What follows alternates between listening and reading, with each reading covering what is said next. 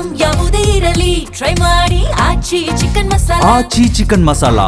ಸಹಜ, ಈ ನನ್ನ ಪರಿಸ್ಥಿತಿಲಿರೋರಿಗೆ ಪುಕ ಪುಕ ಅನ್ನೋದು ಸಹಜ. ಹಾಗಾಗಿ ಪ್ರಥಮತಃ ನಿರ್ಮಾಪಕರಿಗೆ ಶಿರಸಾಷ್ಟಾಂಗ ನಮಸ್ಕಾರಗಳನ್ನು ತಿಳಿಸ್ತಾ, ಯಾಕೆಂದರೆ ಕೆಟ್ಟ ಕಾಲಘಟ್ಟ ಅಂತಲೂ ಹೇಳೋಕ್ಕಾಗಲ್ಲ, ಅತ್ಯದ್ಭುತ ಕಾಲಘಟ್ಟ ಅಂತಲೂ ಹೇಳೋಕ್ಕಾಗ್ತಿಲ್ಲ ಅಂಥ ಸಂದರ್ಭದಲ್ಲಿ ನಾವಿದ್ದೀವಿ. ಇವಾಗ ಕೇಳಿದಾಗ ಯಾವುದಕ್ಕೂ ಇಲ್ಲ ಅನ್ನಲಿಲ್ಲ.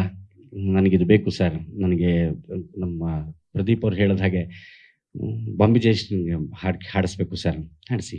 ಮಂಗ್ಳಿಯವ್ರ ಕೈಲಿ ಹಾಡಿಸ್ಬೇಕು, ಹಾಡಿಸಿ. ವಿಜಯ್ ಪ್ರಕಾಶ್ ಅವರು ಹಾಡಿಸಿ. ಇಷ್ಟೆಲ್ಲ ಸ್ವತಂತ್ರ ಕೊಟ್ಟಿದ್ದಾರೆ.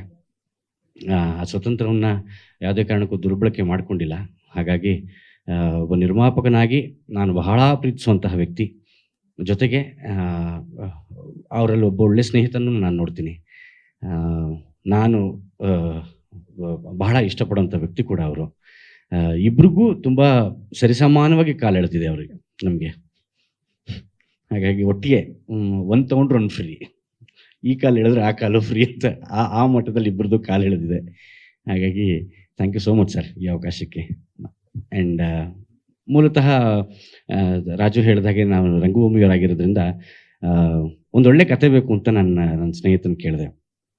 ಹೊರತಾಗಿರೋದೇನಾದ್ರು ಮಾಡೋಣ ಬುದ್ಧಿ, ಸುಮ್ಮನೆ ಅದದೇ ಲವ್ ಸ್ಟೋರಿ ಆಗಲಿ ಹೊಡೆದಾಟದಾಗಲಿ ನಮಗೆ ಬರೋಲ್ಲ, ಯಾಕೆ ಬೇಕು ಅವೆಲ್ಲ ಮಾಡೋಣ ಅಂತಂದ್ರೆ. ನನ್ನ ಹತ್ರ ಒಂದು ಒಳ್ಳೆ ಸಬ್ಜೆಕ್ಟ್ ಇದೆ ಮಾಡೋದು, ತುಂಬ ಸ್ಕ್ರ್ಯಾಚಲ್ಲೇ ಇತ್ತದು, ಇಷ್ಟಿತ್ತು ಅದನ್ನು.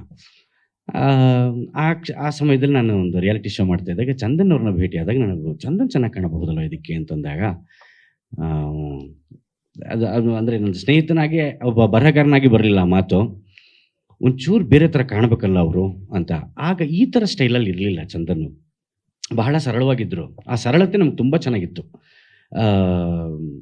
ಒಂಚೂರು ಏನೋ ಟ್ರೈ ಮಾಡ್ಬೋದಾ ಅಂತ ಕೇಳಿದಾಗ ಅದಕ್ಕೆ ಅದರದ್ದೇ ಆದ ಒಂಚೂರು ರೂಪರೇಷೆಗಳನ್ನು ಸೇರಿಸಿ ಮಾಡ್ಕೊಂಬಂದಂತಹ ಸಿನಿಮಾ. ರಾಜ್ಗುರು ಹೊಸಕೋಟೆಯವ್ರಿಗೆ ಕೃತಜ್ಞತೆ, ತುಂಬ ಚೆನ್ನಾಗಿರುವಂಥ ಕತೆ ಕೊಟ್ಟಿದ್ದಾರೆ ಬದುಕಿಗೆ. And thank you so much.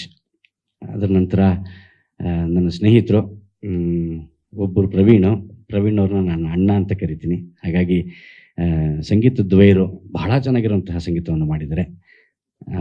ನಾ ಕೇಳಿದಾಗೆಲ್ಲ ಪಾಪ ಹಿಂಸೆ ಪಡ್ಕೊಂಡು ಅದು ತಿರುಗಿಸೋಣ ಅದು ಚೇಂಜ್ ಮಾಡೋಣ ಅಂತ ಪಾಪ ಅವ್ರಿಗೂ ತುಂಬ ಹಿಂಸೆ ಕೊಟ್ಟಿದ್ದೀನಿ. ಅದಕ್ಕೂ ಎಲ್ಲವನ್ನು ಮೀರಿ ಮಾಡೋಣ ಅಂಥೇಳಿ ಸಮಯ ತಗೊಂಡದನ್ನು ಮಾಡಿದ್ದಾರೆ. So thank you so much ಇಬ್ರಿಗೂ.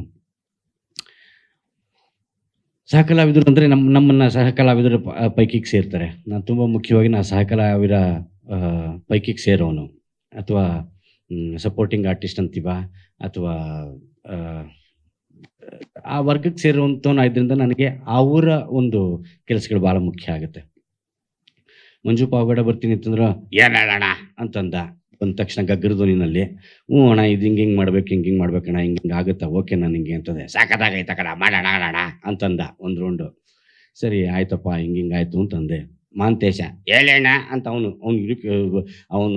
ಬೇರೆ ಥರ, ಇನ್ನು ಅವ್ನ ಪಕ್ಕ ಇರೋನು ಕೆಳಗಡೆ ವಾಯ್ಸಲ್ಲಿ ಮಾತಾಡ್ತಾನೆ, ಹೇಳ ಅಂತನವನು.